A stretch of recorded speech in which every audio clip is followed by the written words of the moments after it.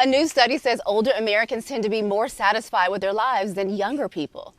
And it's all thanks to oxytocin. It's otherwise known as the love hormone. It's a brain chemical that helps reduce anxiety and promotes trust, empathy, and social bonding. Researchers found that when shown an emotional video, people over the age of 65 had the largest increase in oxytocin. Those with higher levels of oxytocin also had a greater sense of satisfaction. And there's a growing trend of people taking a mental health day from work. Let's talk about it. Mental health, it covers everything from feeling burned out, overwhelmed, irritable, or just plain out exhausted. So most people just use a sick day when they need a mental health day. And many companies, they're also becoming more lenient because of workplace stress and the ongoing pandemic. I love that. Should have took one today, hating on Geminis. Okay, now to a startling new report about school-age children and their emotional wellness and the devastating mental health effects of the pandemic. First Book is a nonprofit organization dedicated to ensuring education equity for children living in poverty. They have the results of a national survey. It sheds new light on the severity and impact of our pandemic on our children, especially in communities of need, where a majority of them are Black. Joining us to discuss these issues today is Senior Vice President of Strategic Alliances at First Book, Dana Bond. Am I pronouncing that right? Yes, you are. How are you doing today? I'm doing well. Thank you for having me. Well, let's get right to it. Educators are concerned about the mental well-being of their students. Are we in a crisis? Yes, absolutely. And that was one of the reasons that this work that we're doing is so important. Being in the era of COVID, we have the opportunity to hear directly from our educators. We're on the front line with our students. So the great thing about First Book, as you mentioned, we serve educators that are serving in underrepresented, under-resourced communities. So we have a network of over 525,000 educators that are serving in Title I and Title I eligible schools. In those communities, the majority of 70% of those are in communities of color. And what we're hearing from them through our survey and our research is that over half of them, those students are struggling with mental health challenges. And while that is alarming, what's even more alarming is that almost unanimously, all those educators that we were able to get feedback from, 98% of them feel like it is a barrier to education, yet only 20% of them feel adequately prepared to deal with that and support their children in their classroom that are struggling with mental health challenges because of the pandemic.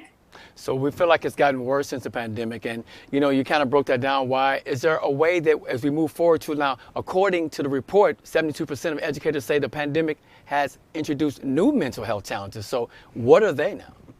Yeah, absolutely. So the pandemic has been hard on all of us. But one of the things that we see and hear from our educators, there's compounded stressors that our students are facing.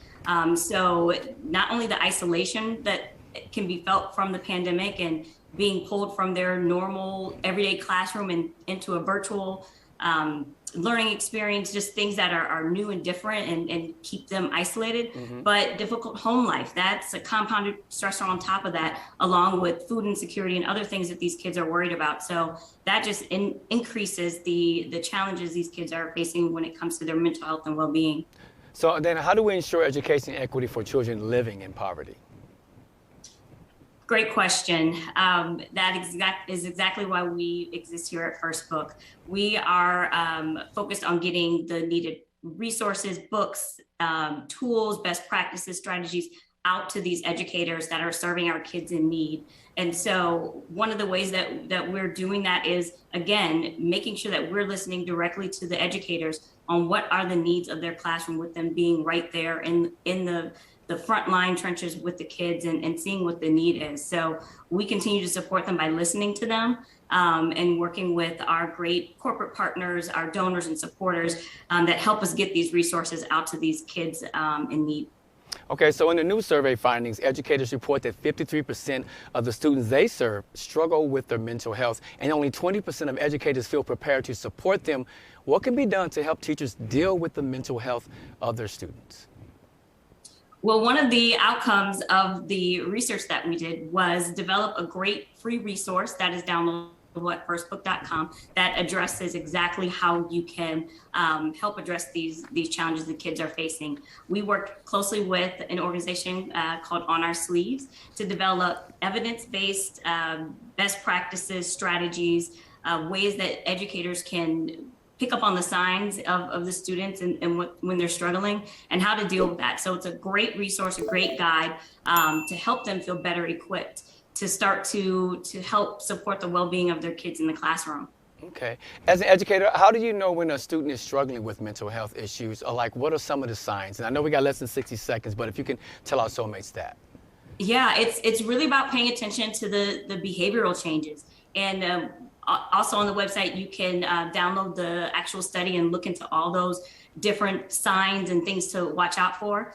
And the research that we created, it's not meant to replace the specialists and those that work in this field and are in the schools. It's to help the educators be able to address them quickly and pull in additional help and support when needed from these professionals that work in their schools. Understood. Well, Dana Bonas, you are Senior Vice President of Strategic Alliances at First Book. Thank you for your time, and we look forward to having you back again, okay? Thank you so much for having me. You're welcome.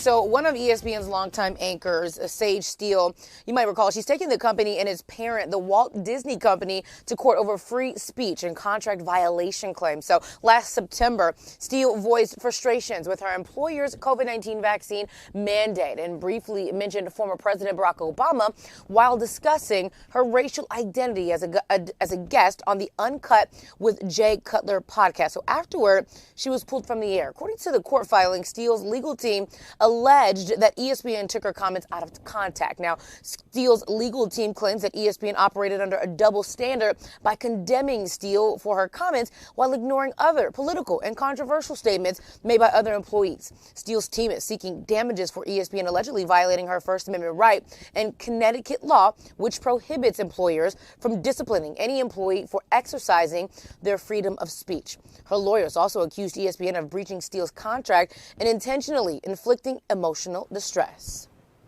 The owner of the Las Vegas Raiders, that's right, says he would welcome Colin Kaepernick with open arms. So far, Mark Davis is the only one in the league to express an interest in Kaepernick. Videos of him training surfaced in March during an interview. Kaepernick says he will be fine returning to the league as a backup quarterback. Now, it's been 6 years now since Kaepernick has been away from the league. He was ostracized for kneeling in protest of police brutality. His stance eventually led to a lengthy legal battle with the NFL where a settlement was reached. I figured if there was a couple teams that would welcome him, it would be the Las Vegas Raiders, maybe the Dallas Cowboys. But I also thought that maybe the Pittsburgh Steelers, Jacory made a great point this yesterday. I agree with him that maybe they should have gotten. They have a black coach, Mike Tomlin. They also have another black assistant coach, Brian Flores, who was let go for the Miami Dolphins for whatever reason that was. So I think this would be a good fit for him, and I think he needs to get a shot, even though it's been, 6 years maybe? He absolutely deserves a shot, Romeo, and I'm really happy they were bringing this story to light. And kudos to you, Mark Davis, because a lot of coaches, a lot of owners are afraid of speaking up and being the first person to say something. So I'm really happy that he said this firmly, said it with his chest, and hopefully we'll see Kaepernick back on the field soon. Yeah, I like that he said with open arms. All right, former Secretary of State Condoleezza Rice is reportedly one of the top candidates to replace embattled Ncaa President Mark Emmert.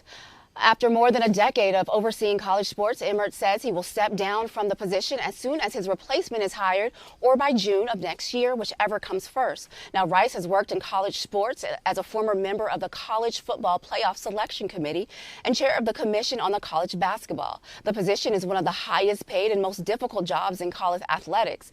Now, the new NCAA president will face plenty of challenges because the landscape of college athletics continues to shift dramatically.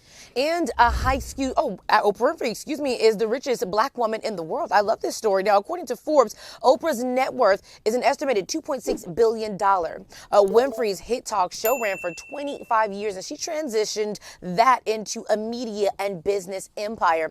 Films like The Color Purple, Beloved, and Selma, which her Heartbroken Productions co-produced, netted more than $2 billion. Now, in 2011, Oprah Winfrey launched her cable channel OWN, The Oprah Effect. It also spread went to Weight Watchers. She bought a 10% stake in 2015 and is a brand ambassador. Now, the media mogul, she returned to the small screen on Apple TV Plus in 2020. Winfrey landed her first media job when she was just 17 years old. When asked about the key to her success, she says, strive for the truest, highest expression of yourself, and then use that expression in service to the world. The first black woman has been elected to lead the world's oldest community foundation. Constance Hill Johnson has been appointed chair of the board of directors of the Cleveland Fund. Now, it has $3 billion in assets. The foundation was established to invest in and strengthen black-led social change organizations. Its goal is to dismantle racist systems that have made communities of color vulnerable for generations. Hill Johnson was on the African American Philanthropy Committee of the Cleveland Foundation for about 10 years before she was nominated to serve on the board. She says she is happy to be the face of the brand and will meet with the full board in June.